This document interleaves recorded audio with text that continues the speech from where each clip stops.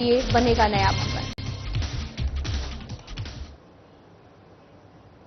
रुक करते हैं खबरों की तरफ। मुख्यमंत्री विष्णुदेव साय ने आज कैबिनेट बैठक से पहले एक बड़ी घोषणा की है। उन्होंने बताया कि आज एक बड़ा गौरव का विषय है कि राज्य के कर्मचारियों को 46% डीए बढ़ाने की घोषणा कर रहा हूं। अब राज्य के सरकारी कर्मचारियों को 50% डीए यानी कि महंगाई भत्ता दिया जाएगा। बताया जा रहा है कि ये 1 अक्टूबर से लागू होगा। प्रदेश में 3 लाख से ज्यादा सरकारी कर्मचारी काम करते हैं, जिन्हें मुख्यमंत्री विष्णुदेव साय ने दिवाली का तोहफा दिया है। वो तो पूरा ब्रीफिंग होता है कैबिनेट के बाद में, तो सब पता चलेगा क्या क्या आज के कैबिनेट में एजेंडा है। और आज एक बड़ा गौरव का विषय है कि हमारी सरकार ने निर्णय लिया है कि जितने जो राज्य के कर्मचारी हैं, दीपावली सामने आ रहा है, तो राज्य के कर्मचारियों को अभी जो 46% उनको डीए मिल रहा है, तो हम लोग केंद्र के समान करते हुए उनको 4% उनका डीए बढ़ा रहे हैं। 50% उनको डीए मिलेगा। पूर्व मुख्यमंत्री भूपेश बघेल आरोप लगा ट्वीट किए हैं कि ये सौदा मामले को लेकर के आदिवासियों का अपमान कर रहे हैं, हमारी नजर में पहली नजर है। एक वीडियो भी जारी किया गया है भानु प्रतापपुर के, जो बंडल पैसे का भरमार बंडल रखे हुए हैं, और ईश्वर साहू जो साझा विधायक है उनके बेटे के खिलाफ। अब देखिए, बंडल वाला जो वीडियो आया है उसका वेरीफाई करा रहे हैं। आजकल बहुत फेक वीडियो भी चल रहा है, और जहां तक हमारी सरकार हमारे लोगों को बदनाम करने की एक साजिश भी चल रही है, तो उसका जो वीडियो है उसका वेरिफिकेशन कराएं। मुख्यमंत्री विष्णुदेव साय ने कहा कि विश्व प्रसिद्ध दशहरा पर्व हमारी आस्था और परंपरा का सबसे महत्वपूर्ण पर्व है, जो सर्वाधिक लंबी अवधि तक मनाया जाता है। बस्तर दशहरा पर्व को बस्तर अंचल के सभी लोग पूरी श्रद्धा आस्था के साथ मनाते हैं, इसमें सक्रिय सहभागिता निभाते हैं। वहीं ऐतिहासिक बस्तर दशहरा अब देश दुनिया के लोगों को अपनी ओर आकर्षित कर वैश्विक स्तर पर प्रसिद्ध हो गया है, जिसमें अब पर्यटकों की संख्या में वृद्धि के साथ ही स्थानीय लोगों की आय को भी संबल मिल रहा है। और साथ ही मां दंतेश्वरी के आशीर्वाद से और सभी लोगों के सहयोग से इस साल भी बस्तर दशहरा में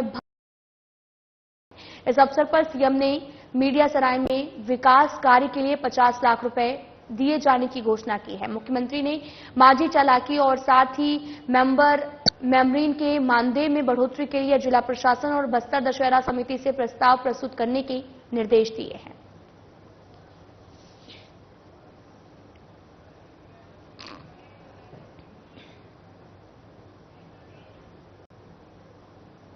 मुख्यमंत्री विष्णुदेव साय ने जगदलपुर में आयोजित कार्यक्रम में कहा कि नियत नीलानार योजना हमारी सरकार की महत्वपूर्ण योजना है, और जिससे बस्तर के सुदूर क्षेत्रों में रहने वाले लोगों तक शिक्षा, स्वास्थ्य, बिजली, सड़क जैसी मूलभूत सुविधाएं पहुंचाई जा रही हैं। साथ ही केंद्र और राज्य सरकार की योजनाओं का लाभ भी उन्हें मिल रहा है।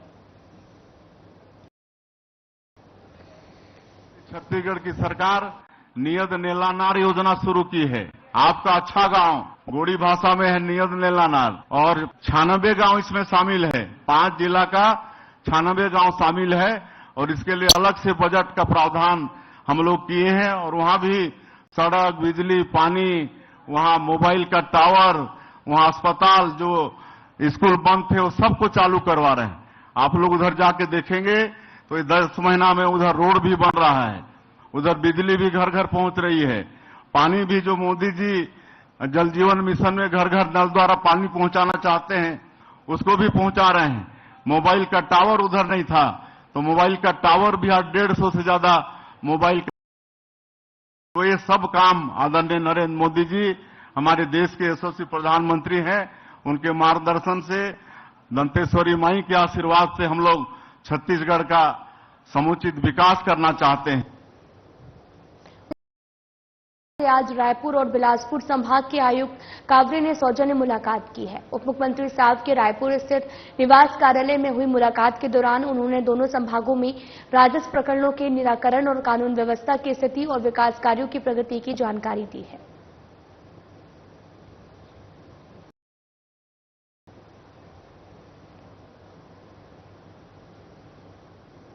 मुख्यमंत्री विष्णुदेव साय लैलूंगा में उरांव समाज द्वारा आयोजित कर्मा महोत्सव में शिरकत की है।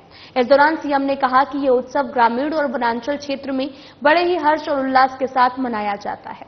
क्षेत्र में कई प्रकार के कर्मा का आयोजन भी होता है और हमें हमारे पुरखों द्वारा दिखाए गए राह पर चलना हमारी नैतिक जिम्मेदारी है। हमें अपनी संस्कृति को साथ लेकर चलना है, जिससे आने वाली पीढ़ी हमारे सांस्कृतिक मूल्यों से परिचित। महोत्सव में स्वास्थ्य मंत्री श्याम बिहारी जायसवाल विशेष रूप से मौजूद रहे हैं।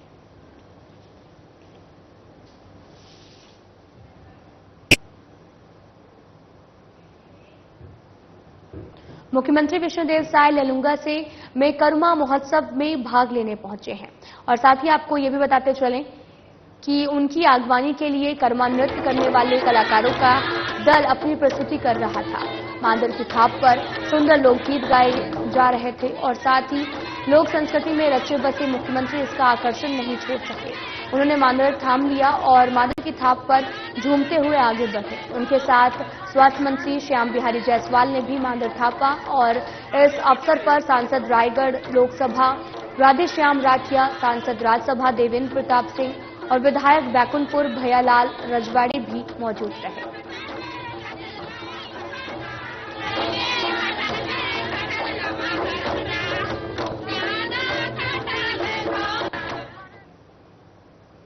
मुख्यमंत्री विष्णुदेव साय आज सूरजपुर जिले के ग्राम सिलौटा प्रतापपुर के मिनी स्टेडियम में आयोजित आदिवासी कर्मा महतियार कार्यक्रम में शिरकत की है, जहां उन्होंने प्रतापपुर में नवीन एसडीएम कार्यालय का निर्माण, चंदोरा, जजवाल और साथ ही सड़क निर्माण, प्रतापपुर में रेस्ट हाउस और बैडमिंटन कोर्ट का निर्माण और गर्भवती महिलाओं के लिए चिकित्सक सुविधा प्रदान करने के लिए फर्स्ट रेफरल यूनिट की सुविधा भी प्रदान करने की घोषणा की है। कार्यक्रम में मुख्यमंत्री सूरजपुर जिला प्रशासन द्वारा स्वच्छ, सुंदर और स्वस्थ गांव बनाने के उद्देश्य से जो है वो हमर सुहर गांव और साथ ही सूरजपुर जिले के नागरिकों के समस्याओं के समाधान के लिए व्हाट्सएप बेस्ड चैटबोट और प्लेटफॉर्म समाधान सूरजपुर ऐप का शुभारंभ किया। उन्होंने जिले के विकास कार्यों पर आधारित विकास पत्रिका प्रगति पात्रक का विमोचन किया और जिला प्रशासन में उत्कृष्ट प्रदर्शन करने वाले अधिकारियों और कर्मचारियों को प्रोत्साहित करने के लिए शुरू किए गए चैंपियंस ऑफ चेंज अवार्ड का भी शुभारंभ किया है।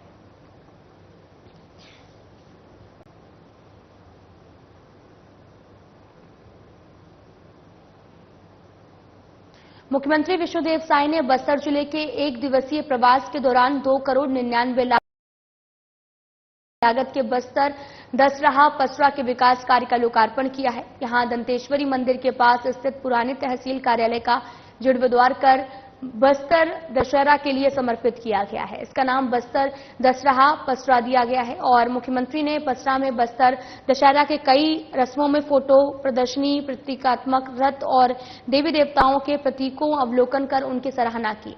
उन्होंने प्रतीकात्मक रथ के पास फोटो भी खिंचवाई है।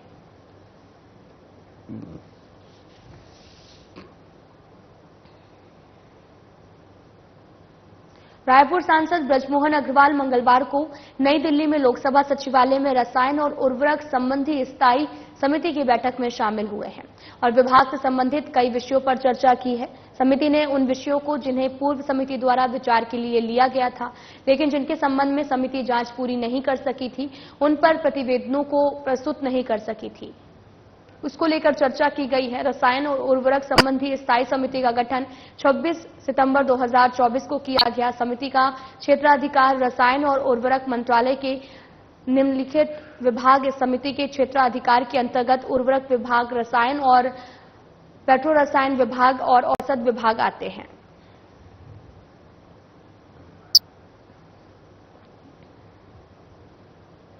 वाणिज्य उद्योग और श्रम मंत्री साथ ही कोंडागांव जिले के प्रभारी मंत्री लखनलाल देवांगन ने कोंडागांव प्रवास के दौरान जिला खनिज न्यास निधि अंतर्गत जिले में लगभग 441.07 लाख रुपए के कई विकास कार्यों का भूमि पूजन किया, जिसमें कोंडागांव और केशकाल विधानसभा अंतर्गत माध्यमिक शाला निर्माण, जर्जर और भवन विहीन प्राथमिक शाला भवन का जीर्णोद्धार, आंगनबाड़ी भवन निर्माण सहित कई कार्यों के कुल 181.38 लाख रुपए, केशकाल विधानसभा अंतर्गत उद्यानिक रोपड़ी नर्सरी में अहता निर्माण लाख रुपए और इको पर्यटन केंद्र टाटामारी में कई निर्माण कार्यों के कुल 96.32 लाख रुपए शामिल हैं। प्रधानमंत्री आवास योजना ग्रामीण अंतर्गत कोंडागांव के ऑडिटोरियम में आयोजित एक दिवसीय आवास मेला में जिले के प्रभारी मंत्री और वाणिज्य और उद्योग मंत्री, श्रम विभाग मंत्री लखनलाल देवांगन मुख्य अतिथि के रूप में शामिल हुए हैं। इस दौरान उन्होंने प्रधानमंत्री आवास योजना के तहत हितग्राहियों को आवास पूर्णता प्रमाण पत्र और आवास स्वीकृत प्रमाण पत्र वितरित किया है। आवास मेला के शुभारंभ से पहले मंत्री देवांगन ने जिले में लगभग 4 करोड़ रुपए से अधिक के कई निर्माण कार्यों का भूमि पूजन किया है।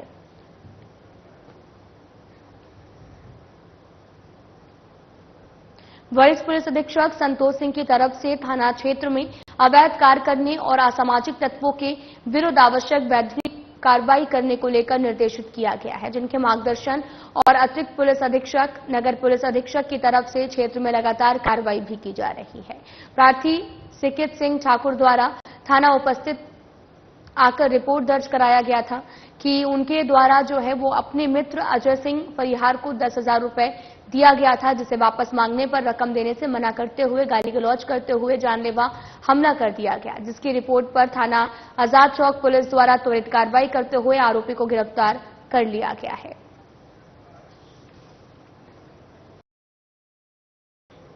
थाना गुड़ियारी पुलिस को सूचना मिली है कि मेहतारी चौक के पास में ओवरब्रिज के नीचे CSEB चौक और जगन्नाथ चौक के पास में अलग अलग स्थान में 3 व्यक्तियों को धारदार चाकू लेकर लहराकर आने जाने वाले लोगों को डराया धमकाया जा रहा है, जिस पर पुलिस ने कार्रवाई करते हुए उन्हें गिरफ्तार किया है।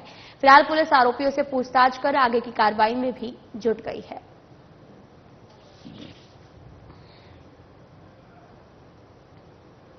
पुलिस सहायता केंद्र सिलतरा थाना धिरसीवा रायपुर को सूचना मिली थी कि अटल चौक, ग्राम साकरा और मुंगाडीह में 2 अलग अलग व्यक्ति लोहे का धारदार चाकू लेकर लहरा रहे हैं और आने जाने वाले लोगों को डरा धमकाकर आतंकित कर रहा है। और साथ ही सूचना पर सिलतरा पुलिस स्टाफ द्वारा मौके पर पहुंचकर 2 आरोपियों को गिरफ्तार कर लिया गया। फिलहाल पुलिस आरोपियों से पूछताछ कर आगे की कार्रवाई में भी जुट गई है। रायपुर के शासकीय स्कूलों में JEE और नीट की तैयारी करने वाले छात्र छात्राओं को कलेक्टर डॉक्टर गौरव सिंह ने मार्गदर्शन देते हुए फुल स्टार के युवाओं को छात्र छात्राओं के भविष्य संवारने के लिए प्रेरित किया है। कलेक्टर ने कहा कि लक्ष्य तय करने में सफलता अवश्य मिलती है। मेहनत और कड़ी लगन के साथ में अध्ययन करने से हर ऊंचाइयों को हासिल किया जा सकता है। इस अवसर पर कलेक्टर ने अपने शैक्षणिक अनुभव भी साझा किए और युवाओं को सफल बनाने के लिए प्रेरित किया है। कलेक्टर ने विनोबा पोल स्टार के छात्र छात्राओं को भी बैग भेंट किया, उज्जवल भविष्य की शुभकामनाएं दी। इस अवसर पर जिला पंचायत CEO विश्वदीप भी उपस्थित थे।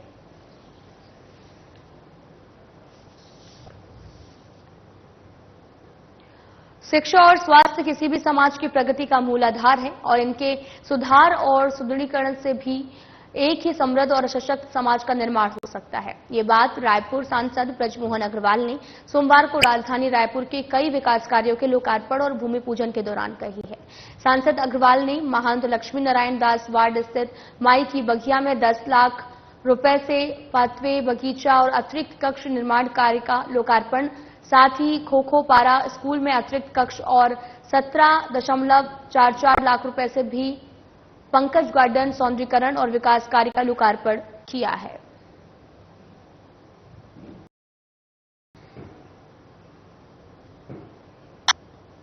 थाना गुड़ियारी पुलिस को सूचना मिली है कि अंबेडकर चौक और नाग मंदिर के पास में, आपको बताते चलें कि कुंद्रापारा में अलग अलग स्थान में 2 व्यक्ति को लोहे का खुखरीनुमा औजार और एक धारदार तलवार लेकर लहराकर आने जाने वाले लोगों को डराया धमकाया जा रहा और आतंकित करते हुए आरोपी रोहित उइके उर्फ छोटा भाई और इलियास खान को गिरफ्तार किया गया। साथ ही उसके कब्जे से अवैध रूप से रखे एक खुखरीनुमा लोहे का औजार और एक धारदार तलवार जब्त कर आरोपी के खिलाफ थाना गुड़ियारी में FIR दर्ज कर पूरे मामले की कार्रवाई में जुट गई है।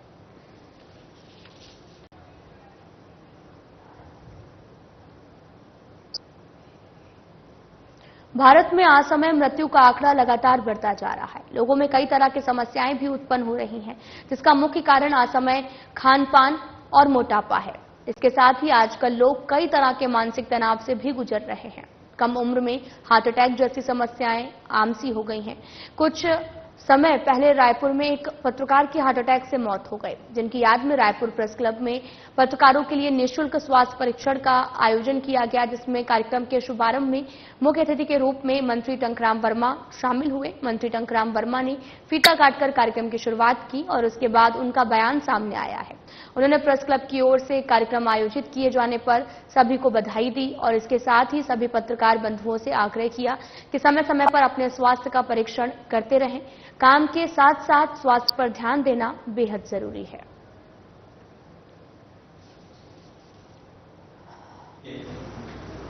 जो सभी पत्रकार साथियों का चिंता करते हुए आज स्वास्थ्य परीक्षण शिविर का आयोजन किए हैं, इसके लिए मैं भैया अमित चिमनानी जी को बधाई देता हूं। एक बार ताली बजा करके भैया का स्वागत। राजनीति से जुड़े हुए नहीं, समाज सेवा से भी जुड़े हुए हैं और समाज सेवा मैंने देखा है, चाहे वो नवरात्रि में माँ दुर्गा का पूजा हो या समाज में कई कार्यक्रमों में साथ में गया हूं, तो भैया की सहभागिता जो है सभी क्षेत्रों में रहता है। ये शिविर जो है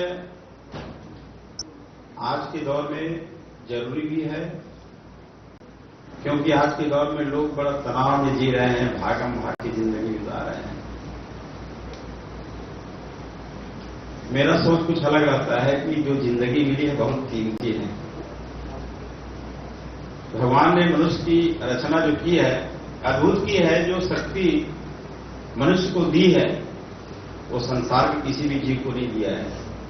ताकत भले दिया है, हम शेर को भी मार सकते हैं, हाथी को भी, कि बहुत ताकतवर है, लेकिन उसको भी कमांड करने का, नियंत्रण करने का ताकत दिया है तो मनुष्य को दिया है। आज कहां पहुंच रहे हैं, चांद में पहुंच रहे हैं। दुनिया जो असंभव काम उसको भी संभव करके दिखा रहे हैं।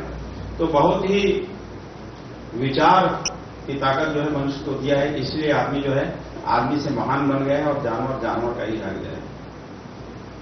तो भगवान ने इतनी कीमती जीवन हमको दिया है, अनमोल जीवन दिया है, तो इस जीवन का हमको वाकई में सदुपयोग करना चाहिए और इस जीवन को बहुत ही सहजता और सरलता के साथ जीना चाहिए, बिना तनाव के। जो हमारे पास है, जैसा है, उसका अच्छा सा उपयोग करें। हम आने वाले कल के चक्कर में हम आज की अपनी खुशियों को भूल जाते हैं कि ये कर लें, ये कर लें, ये कर लें, उसके बाद फिर आगे होगा। तो मेरा मानना है कि जो दिया है प्रभु ने बहुत दिया है, उसका हम बहुत अच्छा सा उपयोग करें और सहजता से, सरलता से जीवन को जिए बिना तनाव के। ये मेरा मूल मंत्र है। मैं अपना जीने का बताता हूं। बस गाना गुनगुनाते रहो, जो मिला है उसी को खा लो और जो काम मिला है उसको निष्ठा ईमानदारी के साथ निभाओ। कल क्या होगा उसका चिंता ही नहीं करते, आज है कल ही रहेंगे। तो जीवन में थोड़ा सा ताजगी रहता है, उत्साह रहता है। और आज हमारी जीवन शैली बदल गई है।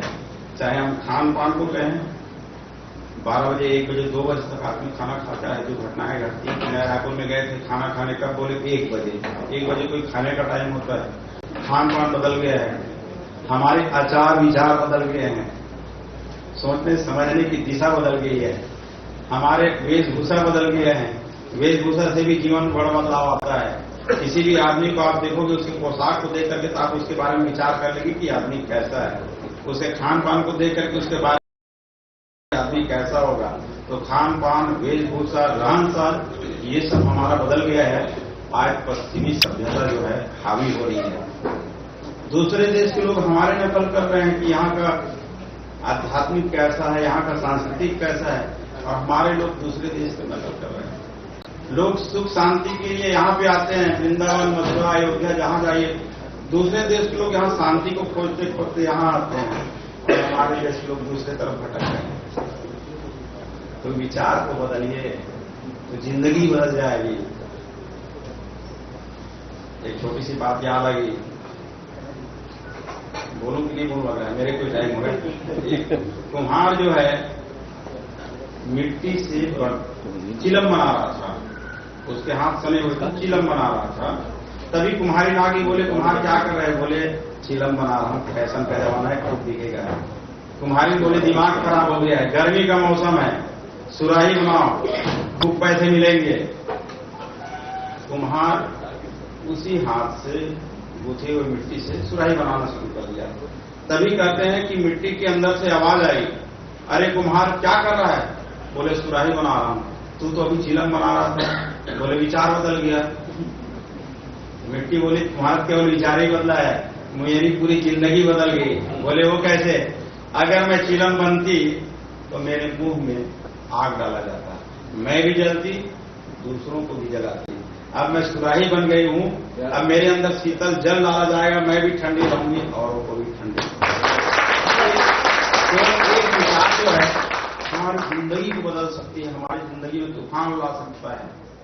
तो ये विचार की शक्ति जो है प्रभु ने हमको दिया है, तो हम विचार को अच्छा रखें, स्वस्थ रखें और जीवन का जैसे बताया नहीं कि लोग खाते खाते लुढ़क जाते हैं, अपने गद्दी में बैठ रहे हैं, दुकान में वही लुढ़क जाते हैं, कहीं कुछ भी हो जाता है। आज उम्र का भी बंधन नहीं है। पहले बोलते थे बहुत एजेड हो गए या बड़े बड़े आदमी जो तनाव में हैं उनको अटैक आता है, आजकल तो मजदूर को भी अटैक आ जाता है, तो वो वक्त मसला नहीं है।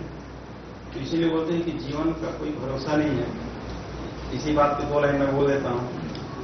सांसों का क्या भरोसा, सांसों का क्या भरोसा, रुक जाए चलते चलते, रुक जाए चलते चलते, सांसों का क्या भरोसा, सांसों का क्या भरोसा। जीवन है 4 दिन की, 2 दिन की है जवानी। जीवन है 4 दिन की, 2 दिन की है। आएगा आएगा जब बुढ़ापा, आएगा जब बुढ़ापा, थक जाए चलते चलते, सांसों का क्या भरोसा, सांसों का क्या भरोसा। आप सबका बहुत बहुत धन्यवाद। उप मुख्यमंत्री अरुण साव का बयान सामने आया जिसमें उन्होंने पार्टी की तरफ से हुई बैठक को लेकर अपना बयान देते हुए कहा कि कल चुनाव समिति की बैठक संपन्न हुई है। दक्षिण विधानसभा चुनाव के संबंध में विस्तार से बातचीत हुई है और इस बैठक में अब तक की तैयारियों को लेकर चर्चा हुई है। कल पार्टी के कोर ग्रुप की बैठक संपन्न हुई है, चुनाव समिति की बैठक हुई है। दक्षिण विधानसभा चुनाव के संबंध में विस्तार से बातचीत हुई है। अब तक की तैयारियों को लेकर चर्चा हुई है, आगे किस प्रकार से चुनाव की तैयारी करना है इसको लेकर बहुत विस्तार से बातचीत हुई है। भारतीय जनता पार्टी दक्षिण विधानसभा के उपचुनाव को लेकर गंभीरता से काम कर रही है और आने वाले समय में हम पूरी मजबूती से दक्षिण विधानसभा का उपचुनाव लड़ेंगे।